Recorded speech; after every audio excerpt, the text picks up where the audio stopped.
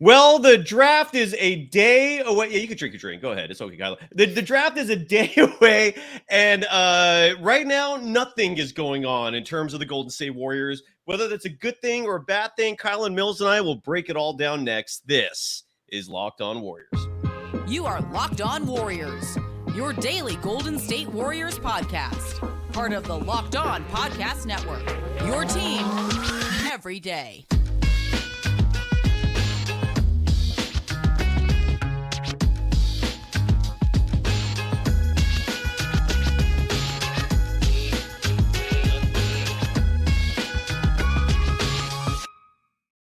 Thank you for making Locked On Warriors your first listen every day. We're free and available wherever you get podcasts and on YouTube, part of the Locked On Podcast Network, your team every day. Today's show is brought to you by FanDuel Sportsbook, the official sportsbook of Locked On. Make every moment more. Visit FanDuel.com/LockedOn today to get started. You can follow Kylen Mills on all social media platforms, including Twitter, TikTok, and Instagram at Kylen Mills. You can follow me, Cyrus Saatsaz, on Twitter at DogSurfRoadshow. Kylen, great to see you. How are you doing? And I would love your immediate reaction to what's looking very likely like a largely inactive offseason for the Golden State Warriors. Your thoughts on that, and how are you? I love that. I would love your immediate reaction to the non-action of the Golden State Warriors. Yeah. Like, that pretty much sums up what's been going down. Good to see you, Cyrus. Looked like you had a good little trip with the puppers. Yeah. Did the pup meet a cousin or a nephew, or what was whatever my grandpa, his grandpa, my dad's dog is. I call them brothers. Maybe it's an uncle, whatever it is. I don't know what the family connection is technically for the dogs, but they looked adorable. So I'm glad that you got to enjoy some time away. But good to be back at it. And my initial reaction is not good. That's for sure. To me, the Warriors need to make roster changes to be a contending team compared to last season. It didn't work. I know we've talked about it at length on this podcast, but there's a couple of alarm bells that sound for me. First of all, the Warriors' size, I still think, is an issue that needs to be addressed. The front court depth, the major issue that needs to be addressed.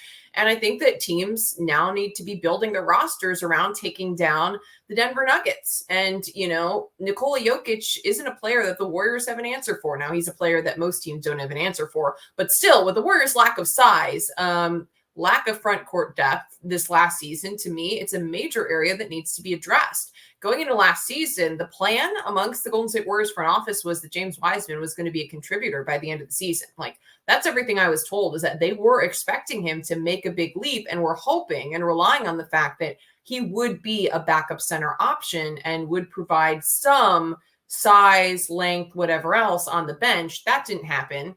He, after struggling with injuries, never really got a chance, never came back, never showed out, ended up getting traded. And, that went down as one of the biggest misses in Warriors draft history, I would say. It's up there. It's up there amongst the guy that we've been talking about, Mike Dunleavy Jr., who is now the general manager of the Golden State Warriors. The Warriors front office has done an excellent job when you look at a number of the draft picks they brought in, Kevon Looney, Jordan Poole, picking up those guys, in later spots and being able to turn them into contending players, Draymond Green. So not to bash the front office by any means, but James Wiseman was a big miss. It was a big miss for the Warriors. He ends up getting traded away after going into the 2022-23 season. He was expected to help in front court depth. Now I want to know what the answer is for next season. Like, what's the plan? Because to me, that's a big area that needs to be addressed. Second area that needs to be addressed that you've talked about as well, Cyrus, is a secondary scorer aside from Steph, because Klay Thompson has become very inconsistent. He cannot reliably be that guy. Jordan Poole was someone the Warriors looked to possibly be a secondary scorer, maybe a main scorer off the bench, et cetera, et cetera. He was very inconsistent this past season, with some fans even calling to trade him, and he's been in a lot of the discussions surrounding possible moves the Warriors could make this offseason. But I don't see there being a reliable secondary scorer behind Steph. Andrew Wiggins, we saw flashes of it, and during the championship run, there were times where, to me, he was, maybe the second best player on the Warriors. But this season, he had a little bit of a weird season since he was away from the team for a while due to personal reasons. But I don't know about you, but who do you feel like is that secondary scorer on this team? I don't know that I see anyone as being consistently able to step in. Right. I mean, I think you'd have to say Andrew Wiggins, but I don't feel comfortable with Wiggins as your number 2 scorer. He hasn't proven himself to be a consistent scorer since he's been on the Warriors. His scoring average has dipped to the 17, 18 point number per game. Maybe he is. I don't know. And we're gonna get to as many of these chat comments and questions as possible. But look, the reason why at least today, I got kind of jolted a bit by the Warriors' inactivity. The news story broke that the Boston Celtics are trying to acquire Kristaps Porzingis. Yep. Look, Kristaps Porzingis is not someone who's like a game changer. He's not a superstar. He's not like he's not the single-handed difference in terms of a team suddenly being a legitimate world champion. But he wouldn't hurt on the Golden State Warriors. And here's the thing with Kristaps Porzingis. He's 7'3", okay? The NBA average height for a player is 6'7". All right. That's your average height for an NBA player. 6'7". When you look at the Golden State Warriors lineup, and I've been jokingly calling them hobbits lately, just because they are a small team. Yeah. Like, what are you doing? Like, this is where, like, I know Kristaps Porzingis might not solve everything, but when you consider the fact that the Celtics are giving up Malcolm Brogdon for him, and maybe Danilo Gallinari, who didn't play a minute last year with a torn ACL, and he might become a player in the buyout market at some point. Would love him on the Warriors side note. But the fact that the Celtics are basically giving up an injury-prone backup point guard and getting a 7'3" center who can shoot. He's a lethal three-point shooter. I mean, he averaged 39% shooting from 3 last year, and you could, the fact that he's out there, a player like him, and the Warriors are just sitting on their laurels doing jack, you know what? It's a little frustrating. Like, I want to play the soundbite real quick from Mike Dunleavy Jr. Because we haven't hosted a show since the press conference where he was formally announced. I want to play this one soundbite because it's him talking about how everything is going to be okay. And I don't know if I agree with that, but let's first hear from Mike Dunleavy Jr., the new GM of the Golden State Warriors. Mike, the fan base sort of took a wait-and-see approach with Bob when he was promoted. What's your message to the Warriors fan base as you get this new job? Well, first of all, thank you. Thank you for your passion and just investment in this team. With what we've been able to witness the last few years has just been incredible. Love coming to the games and seeing our fans and the way they bring it each and every night. We got the best crowd in the league and just an amazing following, not only through the state, the country, but the whole world. So thank you for your support. And then from that, I think despite what people have said, the future is bright. The future is bright because we have good players now. We have good young players. And then, like I said before, I think our processes are good. Our decision-making is sound, and we're capable of doing the things that we need to do to have long-term sustainability. And so I think we all should be excited. Mike. And the thing where I played that was not the soundbite I wanted. Oh, whatever. We're too late now. But the soundbite I wanted to play from him was he was saying that this team, what they need is not so much like a personnel move, but it's more so connectivity. They need to reestablish connectivity. That was the soundbite I was looking for. I thought that one was it. My bad. But the point is, I don't agree with that at all. You need personnel. We saw what this team did this last year. I don't see any evidence that indicates they're just going to magically turn things around this year. That is literally fantasy land type thinking. But also, like, if connectivity is your magic solution, how exactly are you going to do that? What is your little elixir here to make your team just magically connected more so this year? Never mind the fact that you're diminutive. Never mind the fact that your core is aging. I don't know your thoughts, Kylen, on connectivity being Mike Dunleavy Jr.'s theme during his press conference, which again, I butchered that. I apologize. But just your thoughts on Dunleavy and the team's current, the way they're going right now. Yeah, all good.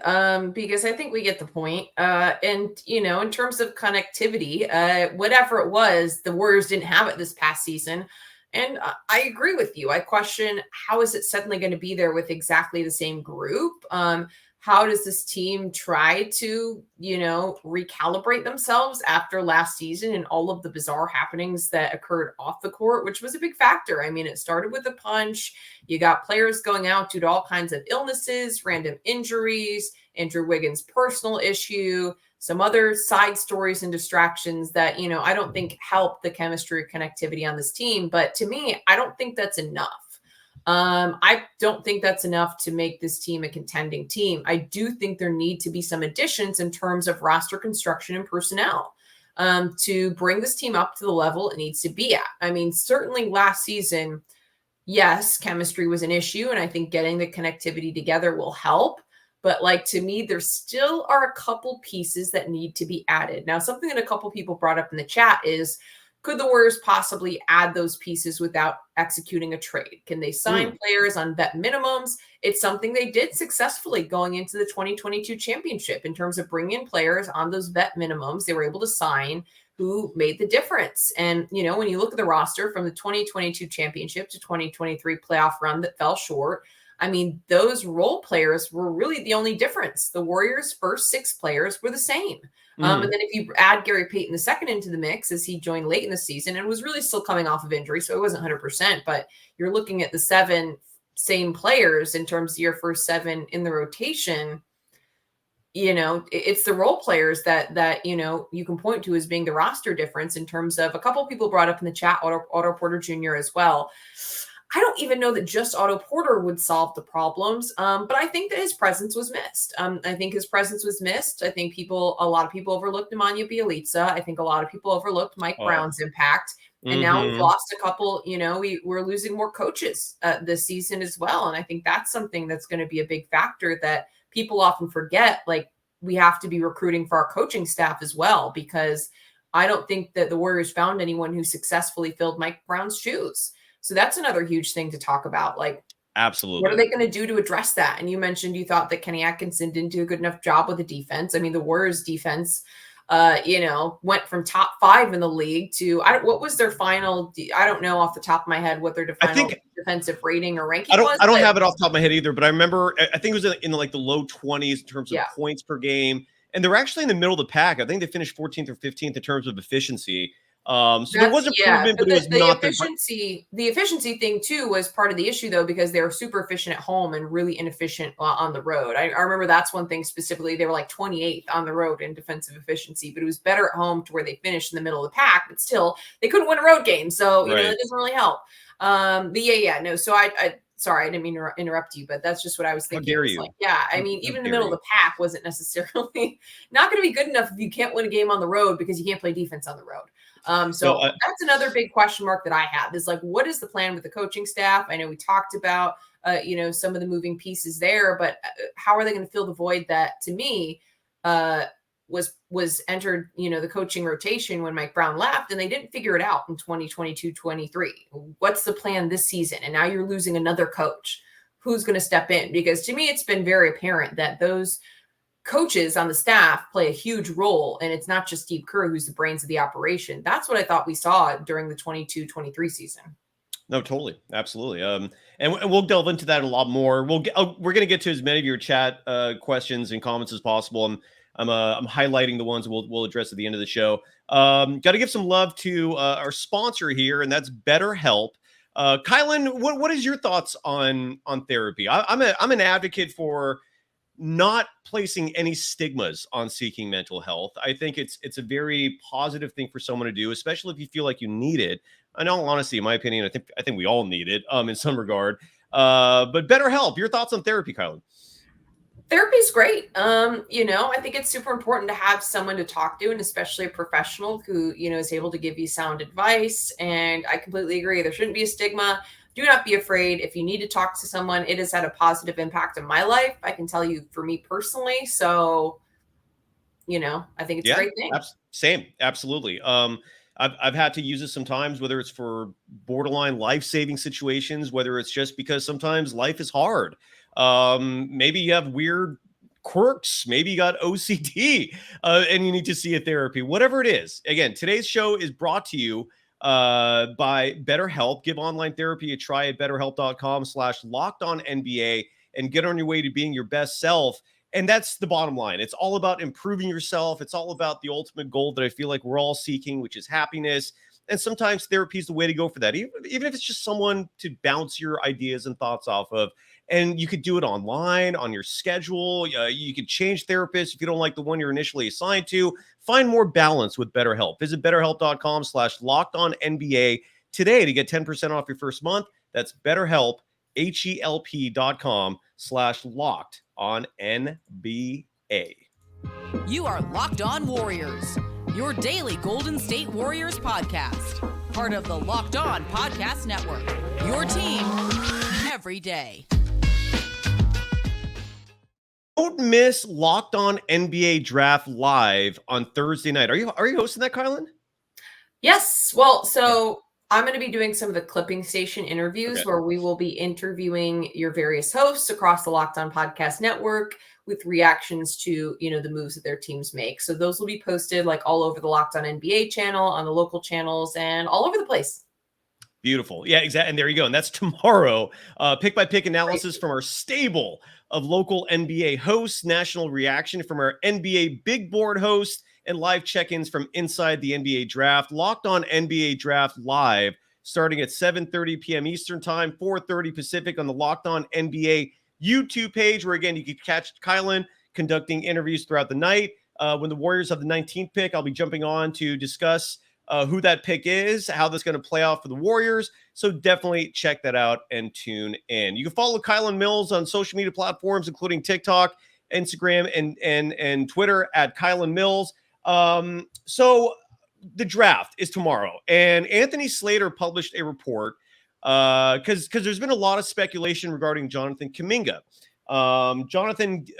Is it Jonathan Givlny? I always butcher his name. I don't know why, but regardless, he had this report on ESPN that stated that Kuminga might be on the move and that the Warriors are interested in trading up.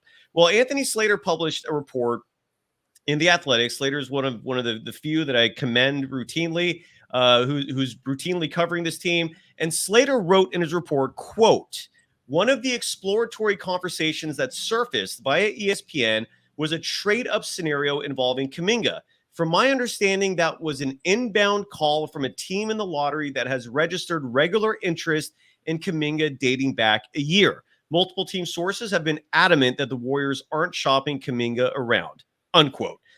So what he's implying then is that the Warriors were not ever seeking a trade, but rather a certain lottery team. I'm very curious to know who that is. The Orlando Magic always pops up first. I don't know why. But somebody out there wants Kuminga really bad. They reached out to the Warriors, and the Warriors, according to this report, are not interested in shopping Jonathan Kuminga. They're likely going to keep him. I have no issue with that. I love Kuminga if Kerr plays him. That's the important thing here. Yeah. It's don't keep him if you're just going to continue jerking his minutes around. Your thoughts, Kylen, on the Warriors keeping Kuminga? Yeah, I don't have an issue with keeping Kuminga. I like the idea of keeping Jonathan Kuminga. I think that he's still a player that has a super high ceiling. We see the physical attributes there. I think he made major strides in his game this season. When you look at the minutes he was playing in after the All-Star break leading into the playoffs, he had some key minutes, some big performances, like 18-point nights where, his 18 points were what led the Warriors to a victory, in my opinion. He played great defense, I thought, throughout the season. Unfortunately, it didn't come together in the playoffs. I know some people were disappointed regarding his comments to the San Francisco Chronicle about his playing time, possibly some of the body language, hanging his head and just being unhappy with his own playing time versus, putting the team first type of attitude. But you got to keep in mind, he is still super young. I mean, we're talking about players who aren't old enough to drink alcohol yet. He's out of the teenage years now, but still, when you're looking at a player who joined the NBA 18, 19, 20 years old, there is still a lot of maturing and growth to be done. I don't think that necessarily means you have to throw someone away or say, listen, this person's, because I've seen people say that, Jonathan Kuminga is a cancer. He didn't care about the team, ship him out. But I think that there still is room for growth. And a part of the onus falls on the coaching staff to try to work with Jonathan Kuminga. Part of the onus falls on the leaders and veterans on the team to try to work with him. And I know they have in terms of like Draymond Green and some of the other vets, Andre, trying to take Jonathan Kuminga under their wing a little bit. They've talked about it with the media. So not to say that none of that's been done, but I think that some of that does fall on, the leaders of the team and the coaching staff to try to help him get through some of these hard situations as a young player. Because we've talked about it, Cy. He's a player who came in, been the star of every team he's been on. And this is something that he hasn't experienced before in terms of the ups and downs of playing time. And, especially with the way Steve Kerr handled the rotation this year, it didn't make sense to me at times. So I could only imagine if I was a player who was being affected, like, hey, I just played great. Now I'm not playing.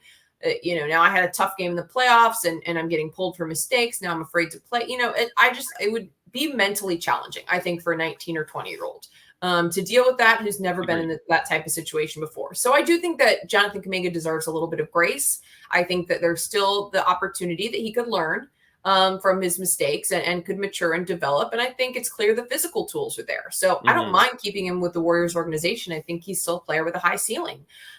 It's just a matter of, like you said, how is the team going to use him? What's his role going to be coming into this year? And I think it's going to be super important if the Warriors do keep him, that these are some frank conversations that are had and that everyone's on the same page about the expectations for Jonathan Kuminga, what his role is going to be, and, how exactly that's going to play out and what the coaching staff and front office visualizes from that. Because for a young player, it can be tough to deal with. And I think without proper communication, it's only going to lead to more, the discontent or hard feelings or hanging heads and things like that. As a coaching staff, you've got to be upfront with the expectations of these young players and then figure out ways to keep them involved, in terms of keeping the energy up, even when maybe they aren't getting the minutes they want. So I still think it's a situation that's salvageable, in my opinion. Yeah, I hear you on that. And again, you've heard me say countlessly, good things happen when Kuminga plays. Provided he plays, it's awesome if he stays. But if these games are going to be played where, Kerr's just so adamant about roles and what's the point of keeping him? You're just wasting an asset away. So we're going to wrap up the show in just a minute. There's still a lot to get to, a lot. So stay tuned, folks. Got to give some love first to FanDuel, one of our many official sponsors. Baseball season is in full swing right now. The San Francisco Gigantes are kicking ass. I believe they won 10 straight right now. So if you're a Giants fan, kudos to you. If you're an A's fan, my condolences. And there's no better place. Sorry, I'm just saying that because whatever. There's no better place to get in on the action than FanDuel, America's #1 sportsbook, because right now, new customers get a no sweat first bet up to $1,000. That's $1,000 back in bonus bets. If your first team doesn't win, just go to FanDuel.com/lockedon to join today. So don't miss your chance to snag that incredible deal. It's $1,000 when you join FanDuel today. Just go to FanDuel.com/lockedon. FanDuel, the official partner of Major League Baseball. Major League Baseball trademarks used with permission. You are Locked On Warriors, your daily Golden State Warriors podcast. Part of the Locked On Podcast Network, your team every day. Thank you for making Locked On Warriors your first listen. For the everydayers tomorrow, I'm going to be going live after the draft, after I do my hit with whoever I do the interview. It might be with you, Kylen. I don't know how that's going to work out, but I'm going to join Locked On. We'll talk about the 19th pick, if that's what it ends up with. Then I'll host a new episode. I have no idea who I'm doing it with. And then Kylen and I will be back at it on Friday. You can follow Kylen Mills on all social media platforms at Kylen Mills. Look, this last week has been kind of crazy for the Golden State Warriors. They've been losing a lot. Maybe it's the last couple of weeks. They lost Bob Myers. That goes without saying. We've dedicated a lot of time to his impact and his decision to leave. But then they also lost Jama Malalela, the number 2 assistant for the team. He decided to make a lateral move to go to the Toronto Raptors. No one's really talked about that. I haven't heard the reasons for the why of that. I hope someday we learn. But there's more. Sean Livingston announced he's stepping away from the Golden State Warriors. He was in a role that wouldn't surprise me if they just get rid of the role altogether. I forgot the title. It was like player relations. But look, Livingston's going to be missed. He was always around. Like he was always around during shoot around, talking to players, talking to fans, talking to media. He announces he's gone. And then Draymond Green opts out of his contract, doesn't do the player option. He's going to be an unrestricted free agent in a week. Kylen, is there anything to read into with all these players and people in management deciding to go elsewhere? Is there nothing to read into that? Do you have any thoughts on that? Go for it. I think it's interesting regarding the Sean Livingston news, because he was named his official title, I think, was Director of Player Affairs and something. Director of Player Affairs and Engagement. And he wasn't put in that position that long ago, was he? It was right after he retired, I think. Yeah. I don't even know what the official year was that he was named that, but I would be curious as to what the reasoning is in terms of someone who hasn't been in that role for super long. Like you said, he was very involved in terms of, being around constantly. And like you said, talking to the media, being involved with players, or around the gym, around the building, just someone that you saw, quite a bit. So, I mean, it's curious in terms of reading the tea leaves on the Draymond Green situation. All of the reports are that the intent is for Draymond Green to return to the Warriors. Like, the opt-out wasn't a huge shock because he wants to negotiate a new deal. He wants a longer term extension in terms of 3 or 4 years, and that both sides are looking to reach an agreement. But at the same time, there's still that little chance that something doesn't work out and Draymond Green walks, and there's still the possibility that he's at least looking or considering what's out there or coming up with a backup plan or whatever. So, I don't know that you feel great about the fact that there's even any sliver of a chance that he's leaving. I personally am someone that would like to see Draymond Green come back to the Golden State Warriors.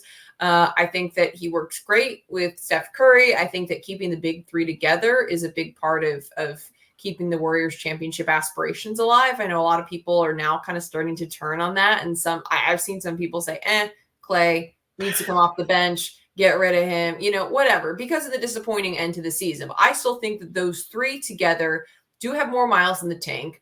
I do think that there's something to be said for the morale factor as well of keeping the big three together, keeping Steve Kerr on board, despite Bob Myers leaving, and, just kind of the level of confidence that gives the organization and the players around them that they are going to continue to contend. Because to me, as long as Steph Curry is playing the way he's playing, this is a team that is dangerous. Now, can they put enough pieces in place to be a championship contender again? That's the question. But I think that keeping Draymond Green in the fold is an important piece of that. And so Kerr and Bob had different ideas on where the Warriors go from here. I agree in regards to Steve Livingston's comment that you put up. Who's supposedly Sean's cousin. That's part of the reason why. Who knows if that's true? But who knows if that's true? But who knows? I just that's why I put it out there. So I don't know. So I'm someone that, like, I wouldn't mind seeing Draymond Green stay, because I think that's also going to help keep Steph happy. Like, that's another big part of it, is like I said, I just feel like the big three represent or symbolize the championship era of the Golden State Warriors. And I just feel like any one of them leaving, you start to feel like the end is near. And so I don't know that I feel great about any of the big three leaving or Steve Kerr leaving, because then I feel like the door opens and the cracks are there to where, it could be the beginning of the end. Mm-hmm. So to me, like, I think that Draymond Green keeps some of that cohesion together. I thought he played well this last year. I know a lot of people are frustrated with some of the off-court stuff that's come into play, and I get it. And he's certainly a player that's, towards the twilight of his career. But I think he's still got some good years, a couple good years left in him. I don't know about a 4-year deal, though. I think that it also kind of depends on, like, yeah, you're shaking your head too. I'm like, it also kind of depends on what the Warriors would offer, what the money would look like. And so it'll be interesting to see what kind of agreement they come to. I personally expect Draymond Green to stay with the Warriors, but there's still that chance. There's still a possibility that he ends up finding greener pastures elsewhere. They don't see eye to eye in terms of the length of a contract and the money, and that Draymond Green walks. But to me, like I said, I don't know. I start to get the feeling that it's the beginning of the end if any of the big three leave. I really do. I don't know what your thoughts are. Well, I the bottom line with Draymond Green is if he leaves, the championship window's closed. And if he decides to leave, you're put in a really tough situation, because on one hand, I don't think you have a chance in hell of winning another championship. You're already a super small team. Kylen, you've said repeatedly that what you'd love to see this Warriors team do is add size. I wholeheartedly agree with you. And if you lose Draymond, that's, even though he stands 6'5", 6'6", that's still one of your biggest players. So he's gone.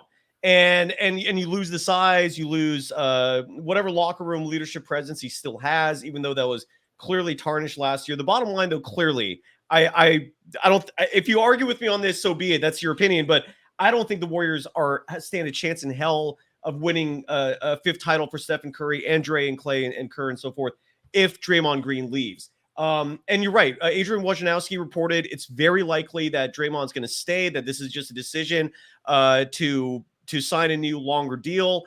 He didn't necessarily have to opt out to make that happen. So maybe that was his way of lighting a fire under the Warriors front office. For folks that think he has no options elsewhere, even if there aren't a lot of teams right now with a lot of salary cap space, don't forget that with a long-term deal, you could always backload it. Rich Paul and Clutch, they can get creative in finding money for Draymond Green. Even if it's like a deal where he gets $5 million this year and then like 30 a year for the next 3 years, there are teams out there desperate enough to give Draymond Green money, because for a lot of teams like the Celtics, like the Bucks, like the Suns, like maybe the Lakers, they're just a Draymond Green away from being a very legitimate world championship contender and possibly a favorite. And when you're that close, you're going to swing for the fences. We saw the Suns do it with the Bradley Beal trade and the Durant trade. Teams will get desperate and make big moves. Draymond will find another home if the Warriors don't pony up. I'm totally with you, though. A 4-year deal is ridiculous. You can't give them that. I like the idea. I saw that being floated around 3 or 4, and I was like, 4 years is getting a little too much. Agreed. And then your former colleague at Cron, Jason Dumas, tweeted out that he'd heard that Draymond is looking for a 3-year deal so he can finish up with Steph. That makes a lot of sense. So I'd be comfortable rolling with that. So yeah, it's interesting. I don't like the symbolism and the optics of all these people leaving at once. You know, because my feeling is if things were going so great here, you wouldn't want to leave, right? I mean, these are individuals leaving voluntarily. When you cite family as an excuse for leaving, that's usually code for something else. Not always, but usually. Regarding Klay Thompson, you know, a few people in the chat right now have been talking about how, well, you know, he led the NBA in total three-pointers made last season. True. And maybe he has a comeback year. We've heard Steve Kerr talk about this repeatedly, that he wants Klay Thompson to work on his conditioning. And maybe that was a problem this year. Klay did not look like a lean individual. The moment he started playing those back-to-backs, there was a correlation between that and a regression. His two-point shooting is abysmal. This last year it was. He can't create his own shot, which is a problem. And in all honesty, if the Warriors do run it back, and I don't think it's like the end of the world if they run it back. It's not something I would like. But I think there's hope for the Warriors if you run it back, provided Moody and Kuminga get legitimate playing time, provided you're signing some veteran minimums who can actually play and not another Ty Jerome or Anthony Lamb. I don't want to see those guys back. That would just annoy me to no end. So I do think there's some hope there, but you're going to have to put some faith in your lottery picks from 2020 or 2021, whenever that was. And the other thing is, even though Klay has all this pride, I really do believe that if you're going to stick with Klay and roll with him for the next 2-3 years, he's got to be your sixth man. He's got to be someone that comes off the bench, that bolsters the bench, still finishes games. Coming off the bench is not a demotion per se, but if you're talking about having a team first mentality, that's what's best for the team. Not only because he would help the bench, but because Jordan Poole is vastly superior, and every measurable confirms this, as a starter. And by bringing Klay off the bench, you can have Jordan Poole starting. Klay's defense has regressed, so it's not like a huge drastic difference between Klay and Poole's defense out there. And just the numbers, though. Like when Jordan Poole starts, he averages 24 points a game. When he comes off the bench, I think he dips like 15, 16. Every piece of data shows that Jordan Poole is night and day better as a starter. So I would like to see Klay come off the bench next year. And again, I don't think that's a slight to him. I just think that's a decision similar to Manu Ginobili, who started his career as a starter, went to the bench because he saw that was the best move for the Spurs. He didn't see his minutes sacrificed because of it, still finished games because of it. And the Spurs continued the dynasty doing that. So that's what I would like to see from Klay. I don't know if you agree or disagree with me on that, or anything you want to add to what I just said. Yeah, I mean, I think you make a lot of great points. It's something we've been talked about during the season. At times when Klay was slumping, is it worth, adding him to the second unit? We saw how much more efficient Jordan Poole was in the starting lineup. However, I will say there is still a big drop off, in my opinion, in terms of defense between Klay and Jordan Poole. Now, Maybe. Klay is not the defender necessarily that he was pre-injury, not quite there, but he's still a good defender. Like Jordan Poole is just abysmal. So there is a defensive difference, but Jordan Poole has proven that he's more efficient and successful when he's in the starting lineup and with Steph. The only problem is then, defenses can hunt when you've got Jordan and Steph, offenses. Opposing teams can really attack those two defensively, which creates a little bit of a liability. But still, I don't hate the idea. My question is, would Klay Thompson ever consider coming off the bench? And would Steve Kerr ever... Sorry, would Kerr? No, I'm saying would Kerr ever do it? Because he was asked during this past season. Steve Kerr was asked on multiple occasions, would you consider bringing in Klay off the bench? Is that something you've talked about? Every time he shuts it down. Every time. And Klay doesn't also seem like the type who would be okay with it, because he gets very offended and has made, flat out statements to the media, upset when Charles Barkley or people have made comments about him coming back from injury. He seems very sensitive. So my question is, would Klay and Steph ever go for that? I don't think they would, but I totally, don't disagree with what the points you're making. Sorry. And that just reeks of hypocrisy, though, because Kerr just went on Draymond's podcast and talked about buying in, about team first. Well, if that's the case, then why is Klay above reproach in this regard? Like he's 34 next year and his game is declining. And not to mention, again, I agree, Klay Thompson's a better defender than Jordan Poole. No argument there. But Jordan Poole is so much better as a starter that I just don't see the logic in continuing to bring him off the bench when you could just swap Klay and Jordan Poole, unless Klay would regress that much, in which case, then that's a whole other discussion. I want to get to a few of these star chats real quick. Coop wrote earlier in the show, I still don't understand how we traded for a guy like KD and we haven't even made one move yet. And the reason why I highlighted that is because recently I looked back to the 2017 Warriors, the 2016-17 Warriors, a team coming off a 73-win season, but they lost in the NBA Finals. They went and got Kevin Durant in a historic move, but that wasn't all they did. They also got Zaza Pachulia. They also got David West. They also got JaVale McGee. They were out there making moves and getting size and bolstering that front court. I don't know why that's not happening anymore. I don't get that. They should be aggressive and get some size. I'm totally with you. Phil Alper writes, Kyle Kuzma, unrestricted free agent. No chance in hell the Warriors are getting him because they can make sign and trade deals given how far over the cap they are. So that's a fantasy. I wouldn't mind them, but not in reality. Never go full Jeff 2.0. I'm looking at the clock. Writes, if you trade Poole for OG Anunoby, a player a lot of people seem to love the idea of him being on the Warriors. Here's the problem with that concept. And Kylen, please add on to this if you have anything to add or want to. The Raptors are asking for a lot to trade with them for anybody. OG Anunoby last year required 3 first-round picks. There's a reason why players like him and Siakam are still on the Raptors. They want a lot. Their GM is shrewd. So I wouldn't mind him, but the price could be very high, and I don't think Jordan Poole is enough. Any thoughts on OG Anunoby, Kylen? No, we got to rock and roll. All right, let's see real quick if there's anything else. I have not heard any reports on Andre Iguodala retiring. Crystal, I like your idea of Patrick Baldwin Jr.'s role increasing next year. We're going to have to see players like that play more. Yeah. Ryan Rollins is another example of someone who we're going to have to see a lot more of next year, just because that looks like that's what the bench is going to be. And then Rave asked about the Warriors getting a new defensive coach. I would love it. I was not happy with Kenny Atkinson. They're going to have to replace Jama Malalela, who was the number 2 assistant coach on the team. So I hope they improve in that regard. Any final thoughts, Kylen, as we wrap it up? I agree. Getting a defensive-minded coach or someone who could help steer that back in the right direction would be great. Mike Brown had us, which is one of the top 5 defenses this season, middle of the pack to bottom at best. So I think that bringing in a coach who could address that issue would be huge. Yeah, absolutely. So Kylen will be hosting all sorts of content tomorrow for Locked On NBA with the draft coverage. Again, we'll be live tomorrow right after the draft. They have the 19th pick. Very curious to see what they do with that. We'll have more content tomorrow. Thank you, everyone. Kylen, thank you as always. Anything else? Are we good? We done? We out? Okay, so we're done. Later, all right, bye-bye. Take care, everyone. See you tomorrow. Peace out. Bye-bye.